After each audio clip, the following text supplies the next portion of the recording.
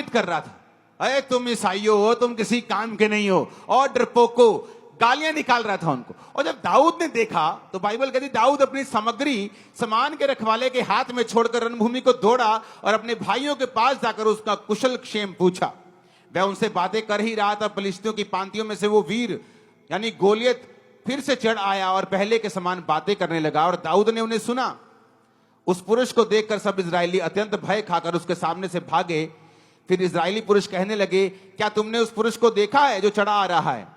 निश्चय वह इजरायलियों को ललकारने को चढ़ा आता है, और जो कोई उसे मारेगा राजा उसे धन देगा, अपनी बेटी का विवाह उससे कर देगा, उसके घराने को इजराइल में कर रहित यानी स्वतंत्र मतलब कि टैक्स फ्री कर देगा। उसे कोई इनकम टैक्स नहीं देना है, कोई सेल टैक्स नहीं देना है। दाऊद गधा है, ये तो बड़ी जबरदस्त बात है।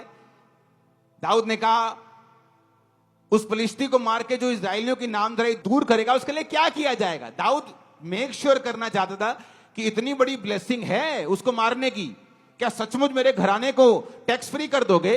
क्या राजा अपनी बेटी की शादी मुझसे कर देगा? क्या मुझे बहुत सा धन देगा? लोगों ने कहा, हां, जो कोई उसको मारेगा उसके साथ यही किया जाएगा। अब दाऊद जो था वो परमेश्वर के साथ संबंधों में था, परमेश्वर के साथ सही नाते में था। इसलिए दाऊद जब गोलियत की ओर देख रहा था उसे गुस्सा आ रहा था। कहता है, ये खतना रहित फिलिस्ती, ये एक ऐसा इंसान जो यहोवा को नहीं मानता, यहोवा की सेना को कैसे ललकार सकता है?